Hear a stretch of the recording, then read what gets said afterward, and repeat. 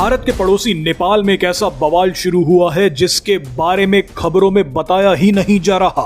भारत के वामपंथी और कट्टरपंथी कभी नहीं चाहेंगे कि आपको ये खबर पता चले, लेकिन हम आपको बताएंगे कि नेपाल में वामपंथियों के नए हीरो और रैपर प्रधानमंत्री बालेन शाह के साथ क्या बड़ा खेल हो गया है।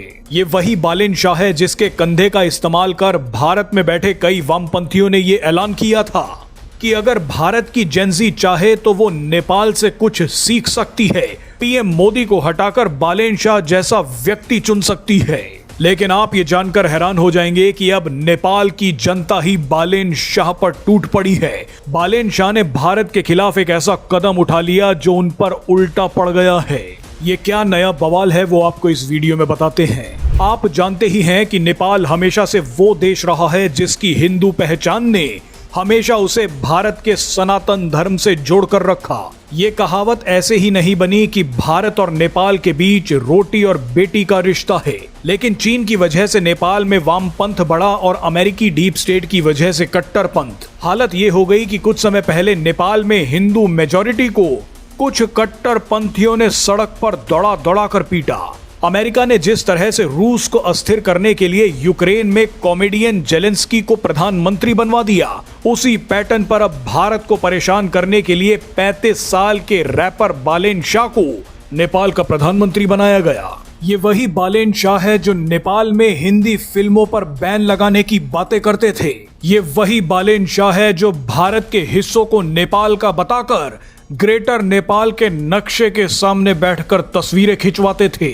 लेकिन अब यही बालेन शाह बुरी तरह से फंस गए हैं। दरअसल बालेन शाह ने ऐलान किया कि भारत से अगर कोई भी सामान नेपाल आता है और उस सामान की कीमत 100 रुपए से ज्यादा है तो उस सामान पर नेपाल के लोगों से टैक्स वसूला जाएगा। यानी नेपाल के लोग अगर भारत से 100 रुपए से ज्यादा का सामान खरीदते हैं तो उस सामान पर नेपाल की सरकार अब नेपाली लोगों से ही टैक्स वसूलेगी।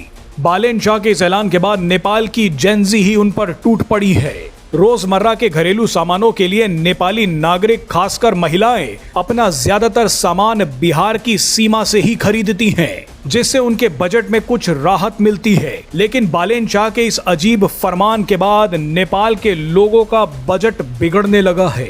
बिहार नेपाल सीमा से सटे बीरगंज में नेपाल की आर्म्ड पुलिस फोर्स ये अनाउंसमेंट कर रही है कि अगर कोई भी नेपाली 100 रुपए से ज्यादा सामान बिहार से लेकर आता है तो उसे कस्टम शुल्क देना होगा। इस फैसले को लेकर नेपाल में भयंकर बवाल शुरू हो गया है। नेपाल के व्यापारी और आम लोग दोनों ही मुश्किल में फंस गए हैं। इसी बीच नेपाल के गृहमंत्री सुदन गुरुङ के खिलाफ विपक्षी दलों ने मोर्चा खोल दिया है।